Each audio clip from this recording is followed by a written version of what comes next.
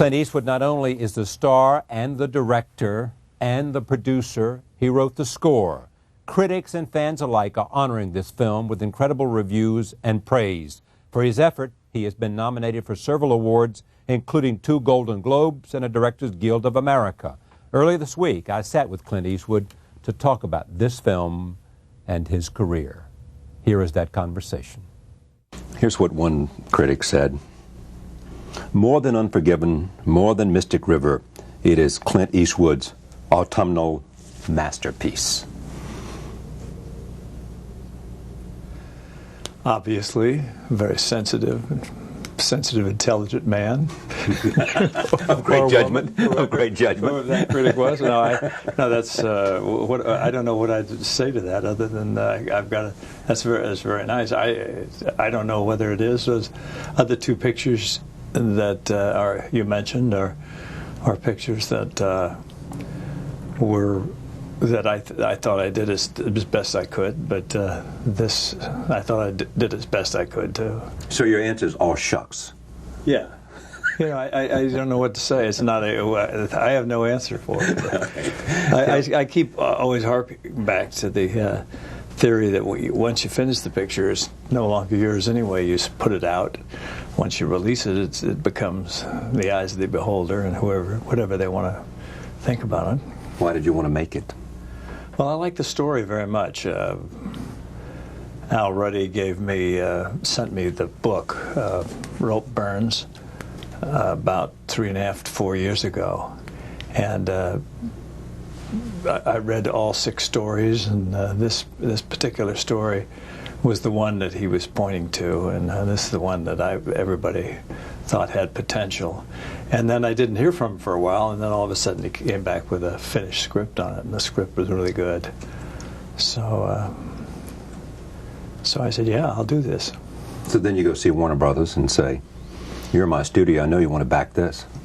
Well, actually, that didn't quite come out that way, but a group called Lakeshore Entertainment, they were involved with it. They had helped finance the writing of the script, and so they were kind of tied in, but they couldn't afford to do the whole thing. They said they'd do part of it, so I went to Warner Brothers and said, would you participate in this? And that they had looked at the script, but they weren't nuts about it.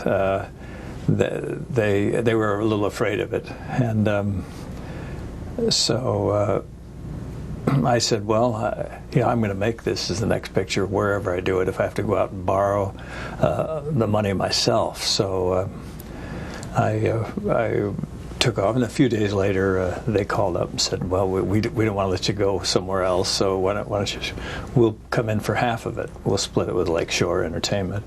So that's the way it came about. This is not a big budget movie, is it? Not by today's standards, no. I think somebody told me the other day that the average is $68 or $9 million per picture. So this would be way less than half of that. Took you how long to shoot it? 37 days. It's about what? Well, it's about a lot of things. It's on the surface, it's about a woman who wants to become a boxer, but then below that, it becomes about people with dreams and aspirations that are a real long shot to come through. And it's also about searching for family and regret with prior relationships and forming a relationship, a surrogate father-daughter, a love story. It's a lot of things. 3 principal characters. First is Frankie. You play Frankie. It's a guy who owns a gym. He's a trainer. Why did you play it? It just was very appealing. First place, it's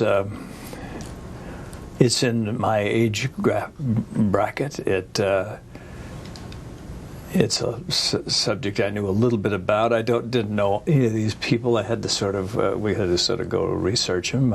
I was on my way to retirement as far as being in front of the camera. That's why I raised the point, because you had said, unless I see something really terrific that I ought to do, I'm not going to do it. Sure. Well, on Mystic River, I thought it was very comfortable being behind the camera and watching younger people out there performing, and it was a very satisfying experience. So I thought, well, that'll be the end of that. But this came along, and I said, well, this was a good role. I don't know whether I was inspired by the enthusiasm all these people had on Mystic River, but I just thought, well, maybe I'll jump back in the fray here.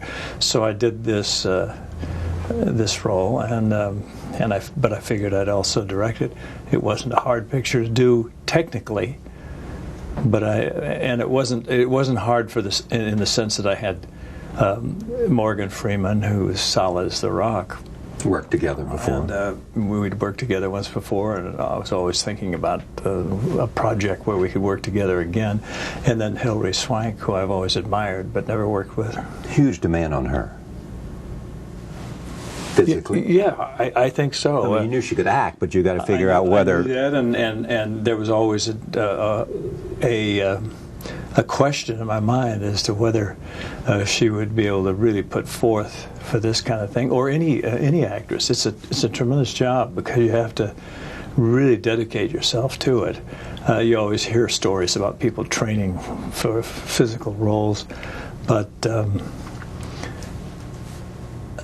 they go in and they run around the block and say I'm trained up. But we needed to really bulk her up a little bit, and give her a little bit more skeletal muscle, and we also needed to train her boxing and teach her about boxing. And she started on a boxing training here in New York City, and then I brought her out west, and she trained a little bit out there, and she started training with a fellow named Grant Roberts, who was a weightlifter, and put her on a diet and had her do all this lifting, and she put on 18, 19 pounds. Had that left hook could go. And she did. And a fellow named Don Framilton and Don Dinkins were boxing trainers out there, and they taught her how to punch with leverage, and it was great. It's great to watch her because it's great to see somebody that enthusiastic and who can sustain it for a period of 3 to 4 months without giving up 4 hours a day. You're thrilled by her performance. Yeah, I was. I think she. I love the work ethic. I love the fact that it's kind of like it's a performance that's. It's kind of like being an actor. You have to really dedicate yourself to it, or not do it at all. If you're going, you can't just flirt around with it. And she dedicated herself to it. Someone like Morgan Freeman. Well, we talk about the part a little bit, but what I do is I just. He'll come up with suggestions. We come up, and he's got the He's a one-eyed person who lost his eye in a fight. Lens in his eye, and we talk about little technical things, but we don't really. What I do is let actors act until not being done properly. If something's going wrong or the character's going off, then I'll start questioning it and I'll start talking about it. But I'm not one to use a lot of energy in conversation. I feel it. Unnerves the actors sometimes and breaks down their confidence. I don't want to do that. I like to set an atmosphere of which a person can work with the most confidence, and they have to have. And I like to have people be confident in their instincts. And a guy like Morgan Freeman has terrific instincts because I've worked with him before, so I knew exactly kind of. And we talked about the script, so I knew exactly where he'd go. And with her, I kind of, after talking with her, I just kind of understood she would be on the right track. And once in a while, I'd work with her with tempo or something like that. I'd say, no, I want this with more. I want this to be a little more glib, these scenes or stuff like that. Just minor things, but by and large, she was right on track. They were all on track. Who watches your performance? Nobody. It's just there, somebody. I'm just there. I kind of go by feel. After you've been doing it for half a century, you kind of get a feel of when you're clicking on all 8 or when you're not. 50 years since you began? 51, actually. 51. I was looking at the Screen Actors Guild card the other night. That's 51 years. That's a long time. Here's what's amazing about you, and I want to talk about it later. They think you're doing your best work, critics. Lots of people today, your very best work. As an actor, as a director, as a filmmaker. Well, I think it's... And you're 74 years old. You had to remind me. Why not? I mean, why not? As a person ages, hopefully you gain more maturity about things. You gain a different insight in things. You have more information.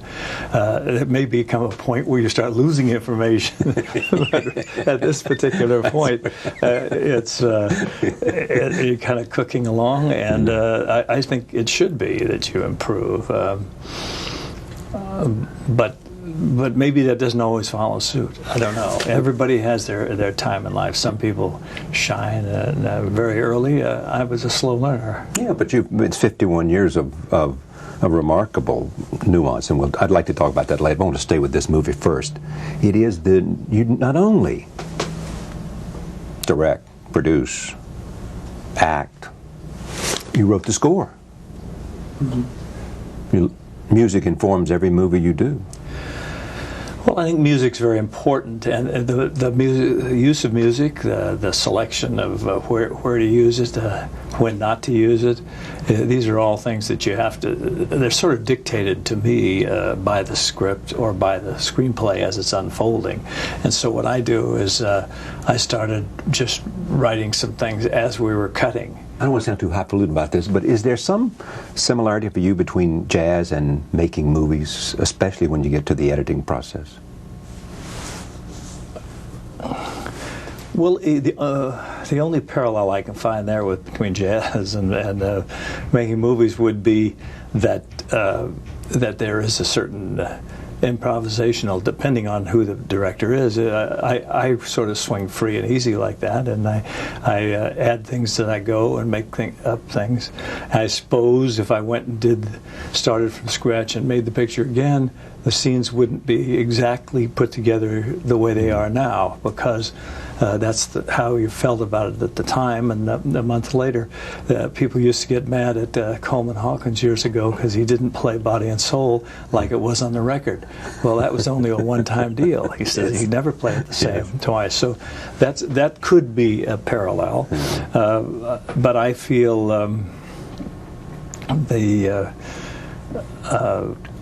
there's a structure to the movie, as there's a structure to music. That's what I was thinking about, and a sense of rhythm, and a sense of a rising action, falling action, and reaching a crescendo, and then watching it sort of... Exactly. As the structure's very similar, but it's written out in a screenplay, as it could be written out in notes of a song you're playing, but you may interpret it different at different times in your life.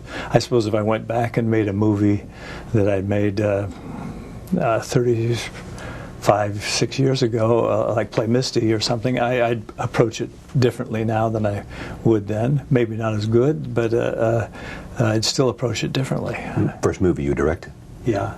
You would approach it differently simply because, by definition, you've learned and you've grown and you see the world differently and you see the characters differently. Yeah, absolutely. You just you might just see it differently. You just add nuance that you maybe didn't think of the first time, because you don't have the information in your head at that particular time. Plus the fact that the first picture was terribly nervous, or a little more tense. The fact that it's the first one you're doing as a director, so it doesn't quite have the confidence that the later films do. Yeah, but what's interesting about it, though, is it is one more time where you began to use strong women. I mean, you have always, this movie is a perfect example, have been, from the time you watched movies, in love with the idea of strong women, and especially on screen? Well, I think the only... we went through a period in the 60s and stuff where strong women left the screen for a while, where they in the 40s and the 30s and 40s they were a tremendous presence, but then there was a time there when when the strong women's roles went out, and they became secondary to male camaraderie movies and what have you. But I thought it was there's something missing, because a strong female role certainly is a great catalyst for a strong male role. I don't see how that got lost. And when I grew up watching movies, we went to a lot of pictures where the whole story was based around the woman's life or adventures or what have you. Just as, maybe not as often as the male roles, but pretty close to 50-50. And the actresses of that era, the Bette Davises and Joan Crawfords and Ingrid Bergmans and what have you, there was a lot of tremendous roles for these women. But and nowadays there's some indication that that's come back again. But in the 50s, 60s, it got kind of lax. There's also in this film religion in lots of ways. Mm-hmm. Frankie, your character, goes to Mass every day. And then he has a conversation with the priest about how they see life.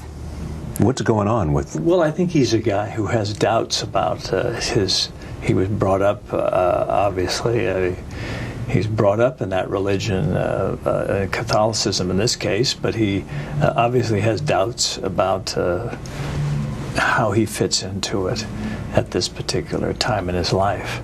And so he kind of has a confrontational relationship with his priest, and they just kind of he's just questioning a lot of things. He's questioning a lot of the rhetoric of the church, and for what reason? It's probably due to a lot of his own disappointments and a lot of his own doing. But somehow he has certain questions that are not resolved in his mind, and yet at some point he has to go back and rely on counsel from this priest. So it becomes an interesting dilemma for him, among a tremendous dilemma he's faced with later on. In this movie, not only do you have a score written by you, but you also add a narrative by Morgan. Scrap provides a narrative link. He does, yeah. It wasn't part of the original.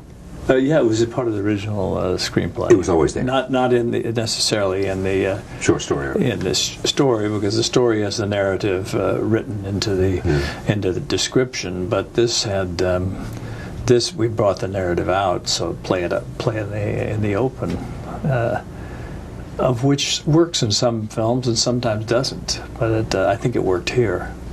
It works because this is a story of a man who's writing a letter every day. Mm-hmm. Or every week, to his daughter, and they're all returned. Mm-hmm. And he's late 60s, early 70s, whatever he is. And then he meets this young woman. Is the relationship there, the relationship of father-daughter, or is it something else? Mentor-protege? Is it just somehow an ability to connect with another person? Well, I think which he comes doesn't. Out of the hunger of the pain of the daughter. Yeah, I'm not. I think he's trying to reestablish the relationship. We don't know in the story. We're never told exactly what the dissension was. Whether it was a bad divorce and the mother poisoned the waters, or whether somehow he had some problem with the daughter. We just know that there's been a real break in the relationship, and so we know that he wants to reestablish that relationship, so that there alone sets up the problem. But and obviously she wants no part of that, and who knows, in his younger life maybe he was off training fighters, never get the attention. as a young man, and somehow she just never grew to know him or love him or care about him. But clearly it's a pain for him. Oh, it's a pain for him, and whether it was a pain for him always, or whether it was a pain for him in later years as he looks back and thinks of what he's missed. But he's kind of grown alienated towards any kind of thing other than his friendship with Scrap, Morgan's character. But then eventually, through the charm of this young woman, he finds the daughter that he hasn't had. One critic, David Denby, I think, found this sort of extraordinary. I mean, he thought that one of the best things about this movie was the relationship between Frankie and Scrap. Well, I think it's a good. Yeah, I think it's a good one because they're both sort of down and out. Scrap is a guy who had his dreams, much like the young girl, and he had his dreams of certain success and never panned out. So he's become sort of his only friend in life is this guy crusty guy who owns this gym, and so Scrap is trying to. Just to have a nice existence. He doesn't care much, doesn't have any demands for anything, and Frankie is his only friend. It's the only person he'll really confide in. Here's what you once said about making movies. With each story, you learn something new about yourself. Once you know everything, you've had it. You're destined to be just repetitive or boring or both. I feel I learned something on every movie about actors, about storytelling, about myself. What did you learn about storytelling, about actors, about yourself? Well, everything. Everything. You learn. The exciting thing about movie making for me is the fact that you do learn something new every picture. You learn something. I'm not trying experimental. That doesn't mean I'm doing some gymnastics with the camera and and rolling it around and dropping it off a building or something. Though I've done that. Yeah. There's just some challenge to overcome, and that challenge in this particular thing was just to play the character, to play all the various elements of the character, and to have the other actors get all of the elements of their character in there, and it's always fun to watch it unfold when you have it on a piece of paper and you say, okay, this is it. And then when they come in and say it, that's what, well, a lot of times people joke all the time because I come in and say, let's just start shooting. I'll say the camera, I sort of lay out a camera routine, and our crew is so good that they've been with you for 3 decades. They can adapt really fast, and sometimes you rehearse it. Some scenes require a lot of rehearsal. Some scenes require a lot of takes. Other scenes, but I always like to try for it at the beginning. Psychologically, it makes everybody feel like they're on key. They're part of an act that's going on. The fact that you're trying for it, they know you're not just kind of, well, we'll do 5 or 10 of these things and see if one of them puts us on the road. I don't do that. I do that so that everybody knows we're trying for it. You want their best effort and the most real effort the first time out. Yeah, just to see what happens. And if it doesn't go anywhere, the worst you can do is do it again.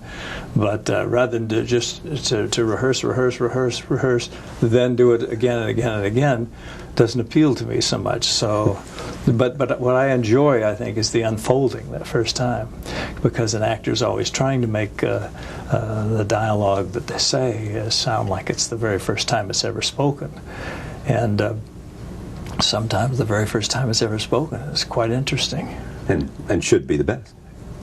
Yeah, not always, but there's no rule on it.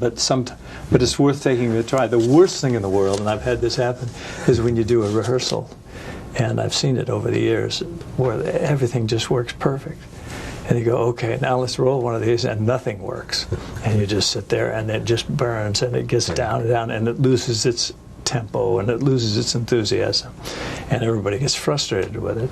So I like to make sure that we're at least trying to grab some of that film while it's happening.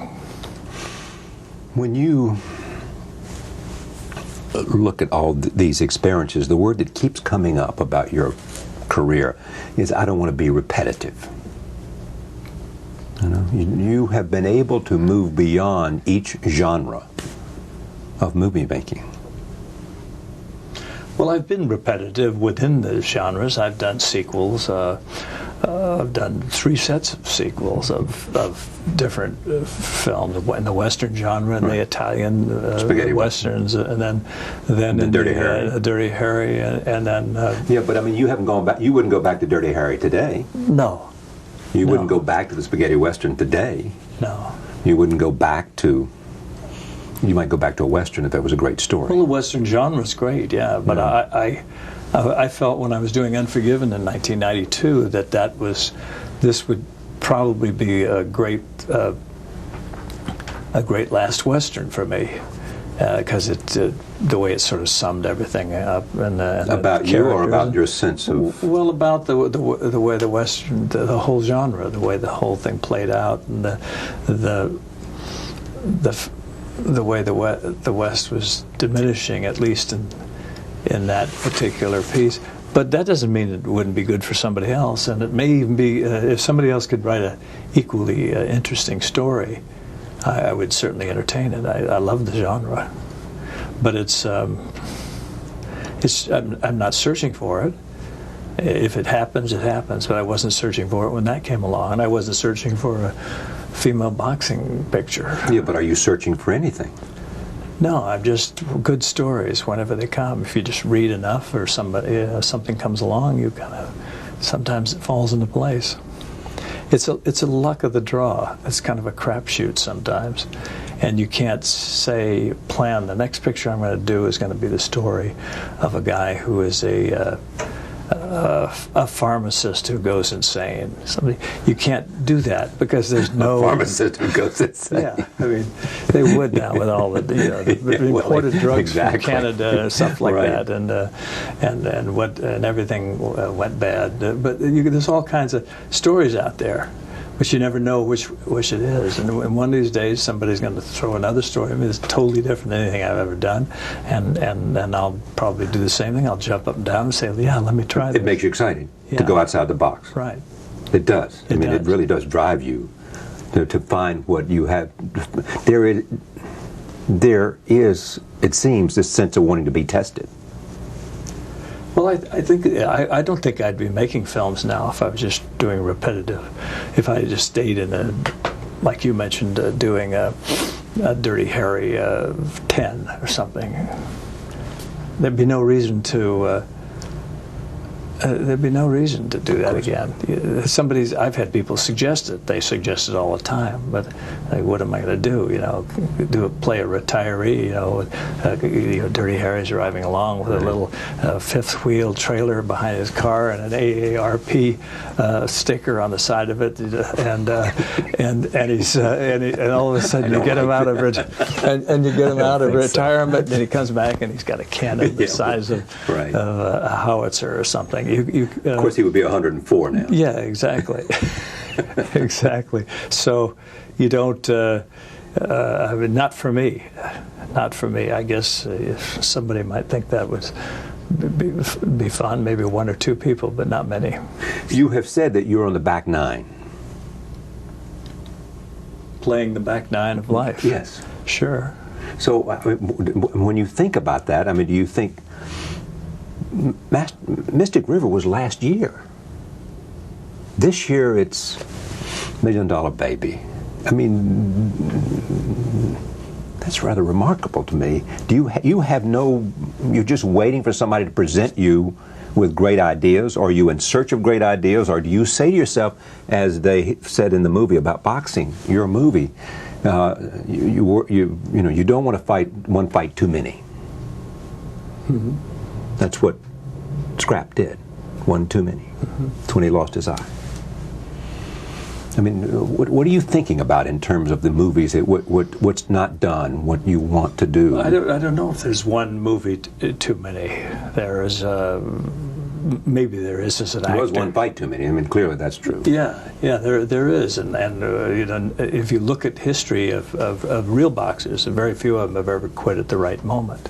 Sure. 1 or 2. Who you think? I can only think Marciano. of Gene Tunney, Marciano. Right. But that's everybody else goes on too much. but that's an athletic endeavor that is very precarious after a certain age. But with the movie, you can go on. You can go on and make them, and then all of a sudden, if you start making them and they start trailing off, or they're not, or you're losing touch, with stories. You're not coming up with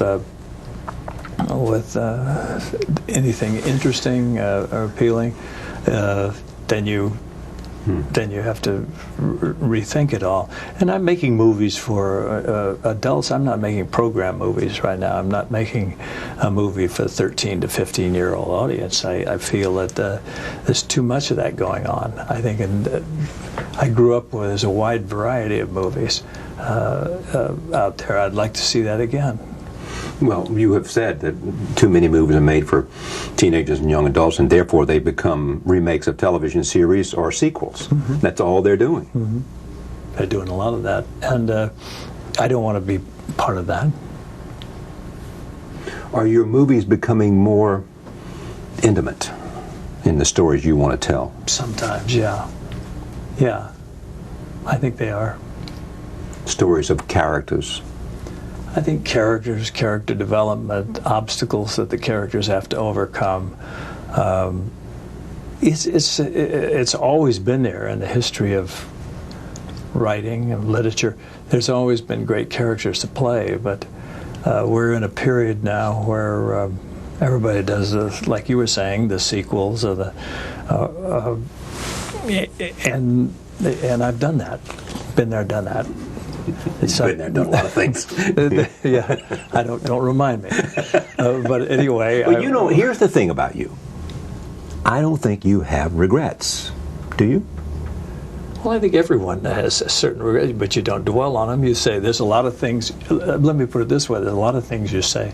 If you were doing then with the knowledge you have now, we all have that. Of course, so you maybe handle things differently. But for the most part, I've been lucky and moving along. And but you've made your own luck. You have made conscious decisions to grow, conscious decisions to test yourself, conscious decisions to explore comedy, to explore a whole range of things. A conscious decision early on that you wanted control. Well, they're conscious decisions, but there's luck plays a part in it. You have to get the material has to come across you. You have to maybe to have the instincts to grab onto it when it floats by you. You don't let it float on down the river. You have to grab it. Seize the moment. Yeah, seize the moment. But if you don't, and I suppose there's a lot of projects that have come by me that I maybe passed on that maybe would have been interesting in the overall scheme of things. But there's a lot of them that I didn't pass on, and so for that thing, I thank the little voice that's inside me somewhere. If you look at this whole thing, do you see any common threads in terms of what attracts you, the kind of character that you like? Are they loners? Are they outsiders? Are they people who are looking for some kind of in search of something? Well, I think they are. I think they're dreamers, which I always was as a kid. I think they're... You're a dreamer today. Yeah, absolutely. They're people who have dreams of doing something, and when they see it, they can live the dream. When you don't see it, if you don't have the instincts to go for it, I'd say intelligence, but it's not intelligence. It's because there is a little bird speaking in the back of your brain somewhere that said, "Yeah, this is right," and that is not right. And so you have to kind of rely on it. You have to kind of go along with that. I read something you said the other day in which you talked about, as a young man, you were angry and lonely, and today, with this remarkable wife you have, Dina, you sit in the living room having a drink and you look across at her, and somehow you said, maybe in the last 3 or 4 years, not recently, but probably more powerful today than it even was then. You have a sense of peace that you didn't have earlier. Yeah, I think so. I think in terms of that is at some point you say, at some point, when you're, the acting profession is such an odd profession anyway, it's such a feast or famine thing. And you start out in it and you figure, I've got to, there's very few jobs and a lot of people wanting different jobs, and every time you go on an interview there's 50 people all up for the same thing, and you're sitting there thinking the odds 1 out of 50, what are the chances of me getting? So that you finally go through all this in your life, and then so when you get a brass ring, you kind of want to hang on to it, and you work incessantly. And I became obsessed with work as a young man. When things started happening for me, from television series right on through Leone and pictures, and I just worked constantly. But now at a certain point you change your priorities, and you say that family and family relationships, much like probably Frankie Dunn, the character in the picture, would like to do, are the most important things in the world. And I guess that's where I am now. And so you've found some balance between love and work. Yeah, I still love it, and Dean is very supportive of me working, and she knows it's part of my life. So it's not it's not that she's saying, "Oh yeah, go out and work and bring me some money too," you know. Yeah, you said the other day get somewhere out of here. She wouldn't let you get away with things. But it's just kind of it gets you out of the house. But the same token, if I have something to do with the kids or something, that'll come first priority. I read a magazine on the way back from Texas yesterday, and there were things they were talking about, you living by a code, and I wrote this down, in which it's a wonderful lesson, and I think everybody finds it. But this is what it is, sort of rules from Clint: call your own shots. You started early, figuring that you're better off if you can call your own shots. When did you learn that? Well, I just learned to rely on, I think what helped me the most was going and working in foreign pictures, where I was off in a foreign country working in different languages and doing all these crazy things. And I just thought that I saw different people's outlook and different opinions on how to make films, and I just thought, yeah, you have one shot at doing all this, and you have one good go at it. Why not try to at least live or die on your own decisions rather than the decisions of someone else? That doesn't mean that you don't have to work with an ensemble or work with other people, and but so that's what got me interested in directing, and I think Don Siegel encouraged me in doing that. He always said, you know, you have good instincts on things. Why don't you do it yourself, and try it yourself? And then I threw it back at him. I said, well, you try being an actor too. Come on. So we kind of would play around like that. But you ended in fact the credits on Unforgiven. You made a special credit to Sergio Leone and Siegel. Mm-hmm. As I remember, yeah. You know, because they've been friends and they taught you things, and I assume what you've just said is what they taught you. Exactly. Well, I learned a lot from both of them. I learned a lot from a lot of directors I've worked with, and all of those years in television. Every person you come in contact with, you can learn something if you want to. If you're open. If you're open to it. Yeah. And that's what it takes to, if you're going to be in a film thing, a business where or theater or whatever, where you're interpreting life or segments of life, you have to be open to people and to other people's dramas and other people's feelings in order to be able to recreate those. Another rule was be fearless. Push the envelope. There was the Secret Service man in the line of fire was crying. There was the reformed killer receiving redemption in Unforgiven. I mean, each time these are characters pushing. Yeah, well, even in Line of Fire, the guy's seeking redemption, and in the case of Bronco Billy, of course, it's a dreamer who's always had this dream, and it's out of sync with life. It just never quite syncs up. So that's exactly different from Maggie Fitzgerald. Is that there's a person who was seeking something, and at first glance it was unreal. Yeah, and that's why you rejected her as a trainer. And then Morgan saw some of the passion, some of the will, and knew even though she was over 30, she might be able to do it because some combinations of human quality lived in her soul. Sure. Well, Morgan's character saw a lot of his own life in that. In her.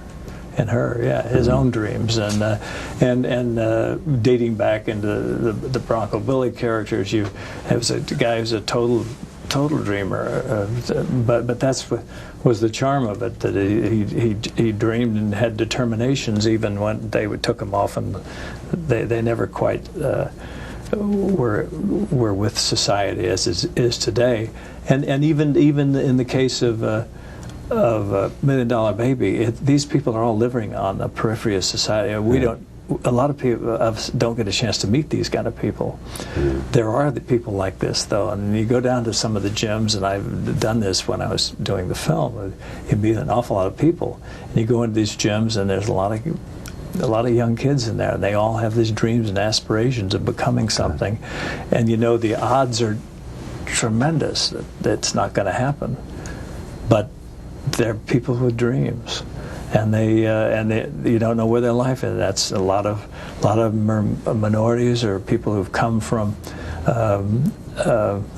economic backgrounds that they've never had a chance, educational backgrounds where they don't have a really good shot at it, and here's this shot to be something. With Bud Schulberg. I could have been somebody, Charlie. I could have been a contender. A famous line, and they could have been a champion. Could have been a contender, Charlie. Right. And somebody wanted to be somebody and lost it, and that's the way it is. That's all there today. It's all out there. There are people like that. We just, unless you go looking for them, you don't find them. You don't see them. I'm going to move through these because I think they're fascinating. Keep moving, that you've talked about that. And the audience is hearing these words for the first time. Keep moving. Love your job, which you clearly, none of this would have been possible if you didn't love the work. Oh, yeah, you have to. If you don't love the work, there's no sense in doing it. And it shows, and the people won't respond to you. Speak softly. You tell an amazing story that you went to see Gerald Ford, and you noticed that the Secret Service people whispering into their ears or were always quiet, speaking so calmly and softly, and you somehow believed that maybe that's the way it ought to be on a set. Absolutely. I could never believe these sets where they're always ringing bells before every shot. They'd have, on sound stages, they still do it at studios, they ring the bells, assistant director gets out there and yells, "Quiet, shut up, everyone," and everybody's all on edge like this. And I'm sitting there at some White House dinner years ago, and these guys are, and I thought, how the hell can they do this? We have all this modern equipment. We're in the business with modern equipment, sound equipment. Why can't we? So we did it, and we actually shut down these things. We have radios that go off. You've heard it. You even hear it now with police officers on the street. Sometimes you hear their radios going off, and everybody directing traffic. You don't hear anything on the set. They can actually talk while the scenes are going, if necessary, but they don't. I mean, an assistant director may say, "We're shooting now, so don't move, don't talk." Let's cut back to golf, and the more tension there is because the less well your strength, the less well your rhythm would be, less well your sense of. Yeah, absolutely. You keep it quiet. You keep it. Even the guy who comes out and does the clicker is. In the old days, the guy come out and go wham, and you're sitting there like this. Oh. Okay, what was that? Now, what was I supposed to say? Oh, and you're out of this sync. These are all little things that a lot of people probably don't realize, but actors do. Actors know that, you know, if you get into a nice, comfortable mode, then you're ready. You have no distraction. The less distractions, the better chance you have of doing a decent job. 3 more of these. Don't be predictable, which defines itself. I mean, your life is clearly that. Don't be predictable. No, yeah, that's... I don't love recall this saying one. all these things. Well, I mean, I've got it. I must have. But I've got it, so the only one. Here's the next one. Find a woman. Find a woman. Did I say singular? Woman. Well, in your case. I don't recall saying all these, but they're all very good. They are good. Whoever did this. did a terrific job. So, okay, but here's the next one. Somebody made this up, but they did a good job. Learn to play a piano. I mean, music has been... In the beginning, it goes back to the previous one. In the beginning, music was a way to attract the women. Mm-hmm. Right? Well, it certainly inspires. Yeah, a lot of people get into get different incentives into whatever gets you there is good. But I don't know about a piano. But I think a person could play a musical instrument. It's always great fun, a great thing, a great hobby. But if you don't have a knack for it or a feeling for it, then of course find something else. Badminton or something. Yeah, I can't see. You ever played badminton? Yeah. Yeah. You are what you drive. You drive. Well, I drive. I've got a bunch of junk. I got everything from real trash vehicles to helicopters. Yeah, I have a helicopter. Yeah. Where you can get in with your sandwich and go up to the top of the mountain and commune with. And I've done all that. Yeah, that's great. And it is. You're just a number in the sky. When you call in or check into airports, you're just a number in the sky.